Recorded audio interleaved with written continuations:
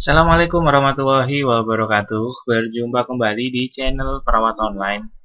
Pada kesempatan kali ini kita masih membahas ya seri soal P3K dan SKB CNS untuk formasi perawat tampil dan ahli pertama. Nah, berdasarkan dari FL peserta yang sudah melaksanakan ujian, di video kali ini kita akan fokus mengenai ada rumus Nagel, ada teori Maslow, dan terkait tentang etik keperawatan.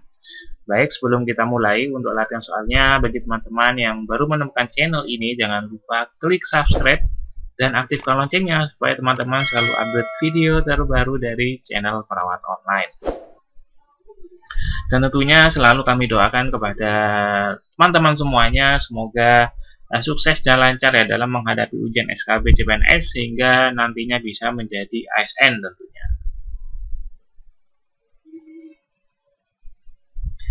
Kita awali soal pertama.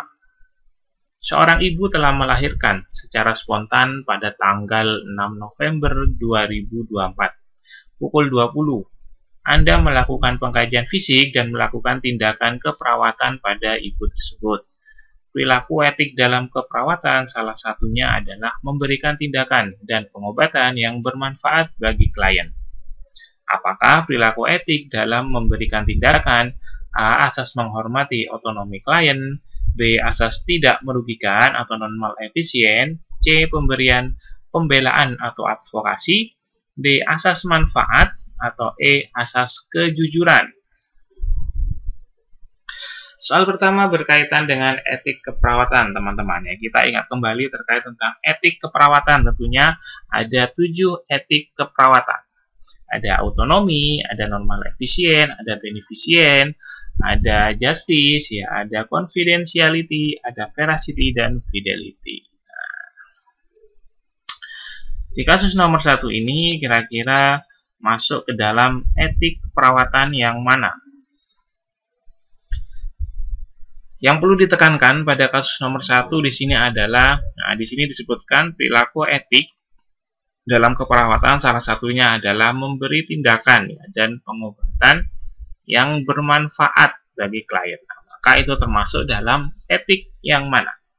Oke, jadi jawabannya adalah yang opsi jawaban D. Itu adalah asas manfaat ya atau beneficient sesuai dengan yang disampaikan pada kasus karena si perawat melakukan atau memberi tindakan dan pengobatan yang bermanfaat bagi klien. Jadi jawabannya adalah yang opsi jawaban D.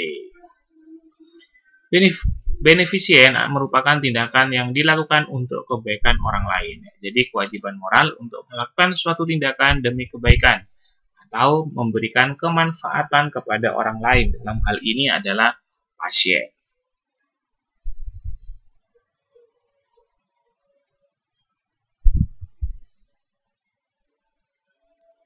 Kita lanjut soal berikutnya. Perempuan usia 17 tahun mengalami perdarahan karena abortus incomplete di ruang rawat KIA.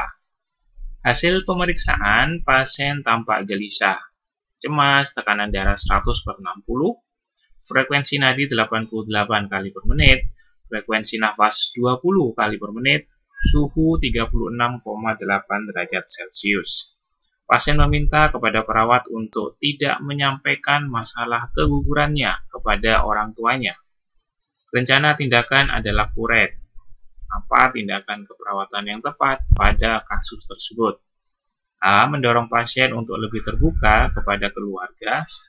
B. Menyampaikan akan tetap menjaga rahasia. C. Meminta keluarga untuk pasien istirahat. D. Menjelaskan bahwa keluarga wajib tahu. Atau yang E. Tetap memberitahu keluarganya.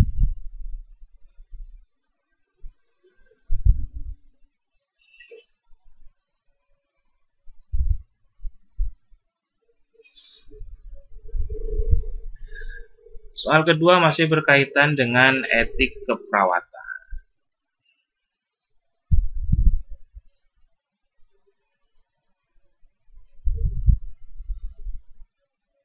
Jadi di soal nomor 2 ini disebutkan kalau ada pasien ya sedang mengalami abortus incomplete. Hasil pengkajian didapatkan pasiennya gelisah, cemas, tekanan darahnya mulai menurun, ya kemudian frekuensi nadinya masih dalam batas normal, frekuensi nafas juga masih dalam batas normal, suhunya tidak ada masalah. Nah, ini yang perlu kita tekankan. Pasien meminta kepada perawat untuk tidak menyampaikan masalah kegugurannya kepada orang tuanya. Nah, apa yang kita lakukan sebagai perawat? Yang rencana berikutnya adalah kuret. Dan pasiennya sudah 17 tahun. Jadi jawaban yang tepat di sini adalah yang opsi jawaban B. Itu adalah bagaimana kita tetap menyampaikan akan tetap menjaga rahasia dari si pasien ini ya. Karena ini berkaitan dengan confidentiality, privasi pasien dan juga autonomi ya, atau kewenangan pasien. Apalagi pasiennya sudah 17 tahun, sudah dianggap dewasa ya. Pasien dapat menentukan keputusannya sendiri. Maka kita wajib menghargai dari keputusan yang diambil oleh pasien. Jadi jawabannya yang opsi jawaban B. Beda halnya kalau pasiennya anak-anak ya. Nah, kalau pasiennya anak-anak karena belum cukup umur, nah maka tetap kewenangan penuh ada di wali atau orang tuanya. Kita lanjut soal berikutnya.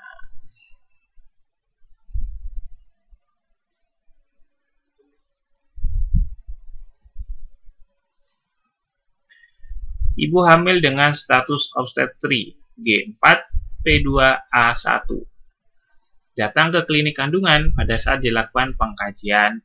Klien mengatakan HPHT-nya tanggal 2 Oktober 2024. Setelah itu, perawat melakukan perhitungan taksiran partus dengan menggunakan rumus Nagel. Berdasarkan data di atas, tanggal berapakah ibu hamil tersebut diperkirakan partus? A. 5 Juli 2025, B. 9 Juli 2025, C. 9 Juli 2025. Oke, ini typo ya, ini harusnya Juni nih.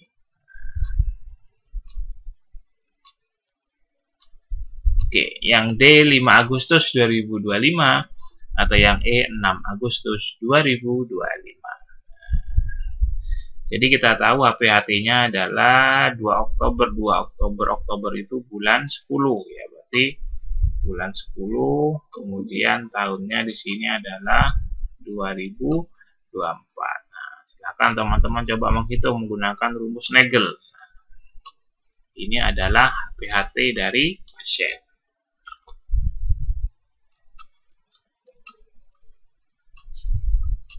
Kira-kira jawabannya yang mana menggunakan rumus Nagel?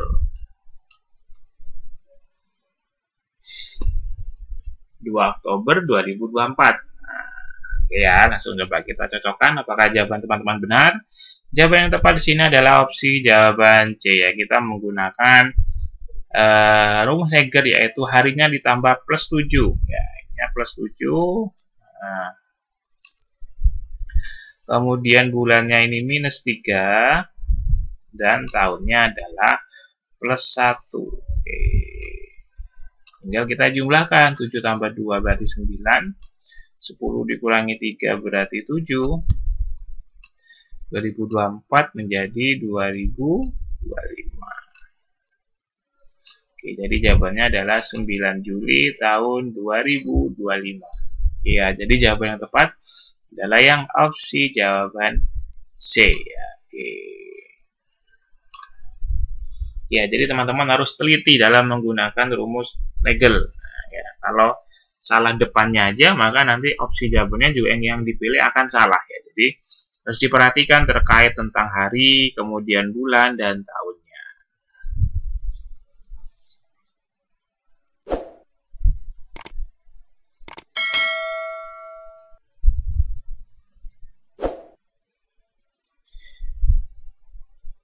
Kita lanjut ke soal berikutnya.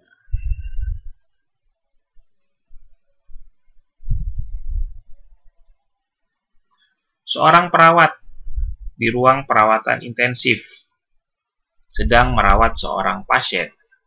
Pasca operasi besar, pasien tersebut terlihat cemas karena tidak dapat melihat anggota keluarganya, meskipun kebutuhan fisiologis dan keamanannya sudah terpenuhi. Berdasarkan teori hierarki kebutuhan Maslow, apa tindakan terbaik yang dapat dilakukan oleh perawat untuk memenuhi kebutuhan pasien tersebut? Opsi jawaban A, memberikan obat penenang untuk mengurangi kecemasan pasien. B, menjelaskan prosedur perawatan untuk memastikan pasien merasa aman.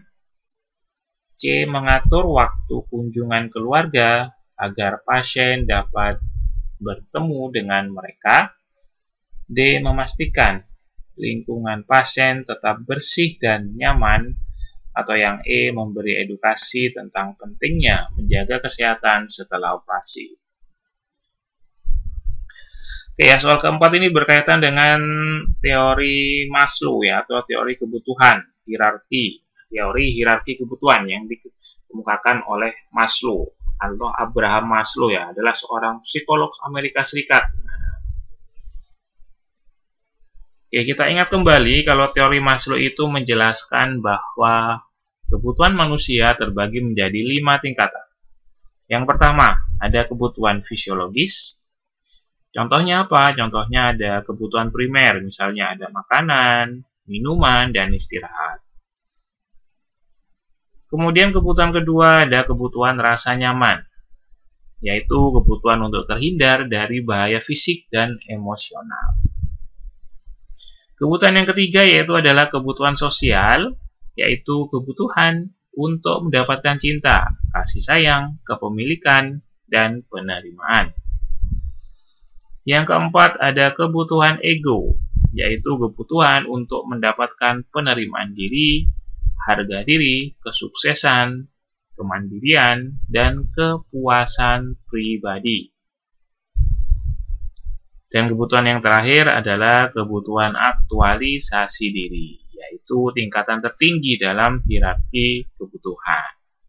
Nah, jadi bisa disimpulkan teori ini mengajarkan bahwa seseorang harus memenuhi kebutuhan tingkat bawahnya terlebih dahulu sebelum dapat memenuhi kebutuhan tingkat atasnya. Jadi yang paling bawah itu ada fisiologis, ya, yang paling dasar, kemudian dilanjutkan oleh rasa aman, kemudian sosial tadi, penghargaan, dan yang paling tinggi itu yang berkaitan dengan aktualisasi diri. Nah, di soal keempat ini, kira-kira apa tindakan terbaik yang dapat dilakukan oleh perawat untuk memenuhi kebutuhan pasien tersebut?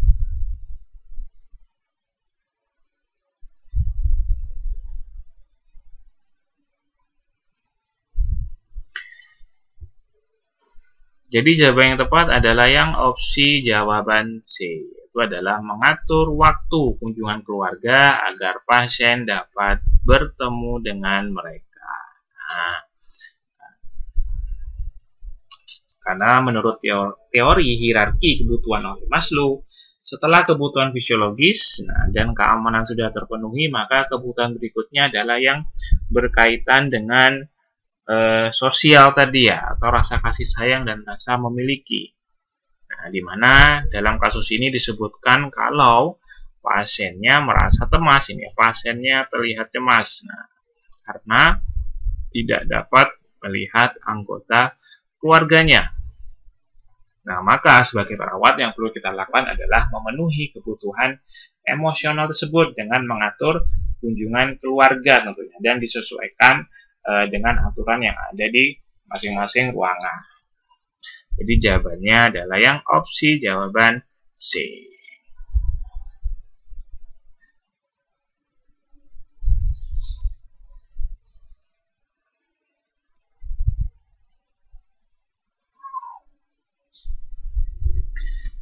Kita lanjutkan ke soal kelima. Seorang pasien muda dirawat setelah mengalami serangan panik. Pasien merasa ketakutan, sulit tidur, dan tidak mau berbicara dengan orang lain. Sebagai perawat, apa langkah prioritas yang dapat dilakukan untuk membantu pasien sesuai dengan hierarki kebutuhan Maslow? A. Memberikan pasien lingkungan yang tenang dan aman untuk meminimalkan rasa takut. B. Mengajarkan teknik pernafasan dalam untuk mengurangi kecemasan pasien.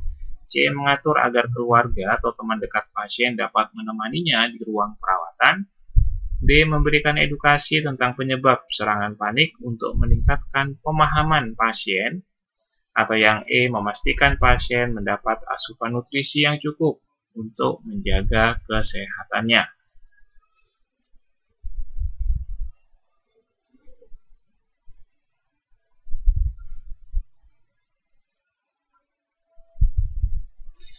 Masih berkaitan dengan teori Abraham Maslow.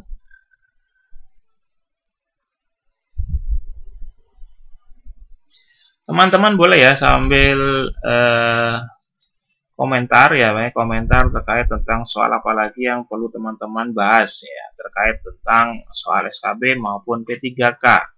Mungkin teman-teman butuh pemahaman lebih terkait tentang soal apa, silakan teman-teman bisa ketik saja di kolom komentar ini. Jadi jawaban yang tepat di sini adalah yang opsi jawaban A, yaitu adalah memberikan pasien lingkungan yang tenang dan aman untuk meminimalkan rasa takut. Oke ya, jadi sesuai penjelasan yang sudah disebutkan tadi terkait tentang macam-macam dari kebutuhan manusia. Nah, salah satunya adalah kebutuhan rasa aman. Jadi apa yang kita lakukan? Yang kita lakukan adalah bagaimana kita bisa memberikan pasien lingkungan yang tenang dan aman. Harapannya rasa takut dan kecemasan dapat dikurangi dengan menciptakan lingkungan yang aman dan mendukung pemulihan emosional pasien tersebut.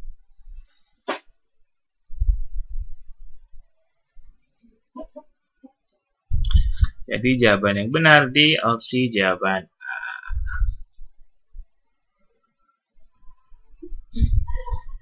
Silakan bagi teman-teman yang ingin memantapkan diri ya untuk mempersiapkan ujian SKB CPNS, mungkin yang masih belum ujian ya atau berada di jadwal-jadwal terakhir, masih ada kesempatan untuk teman-teman mempersiapkan diri, memaksimalkan ikhtiarnya.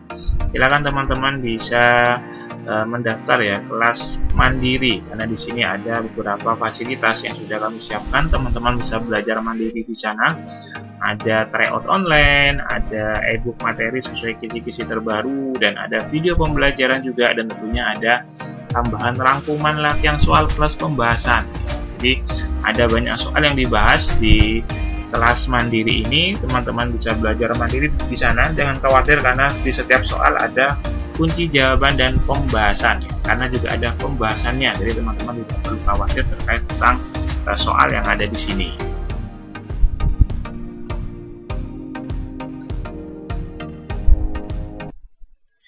Baik, terima kasih atas perhatiannya teman-teman semua. Kita sudah sampai di penghujung video pada kesempatan kali ini. Semoga beberapa soal tadi menambah amunisi teman-teman dalam mempersiapkan ujian baik itu P3K maupun SKB CPNS. Saya akhiri, terima kasih. Wassalamualaikum warahmatullahi wabarakatuh.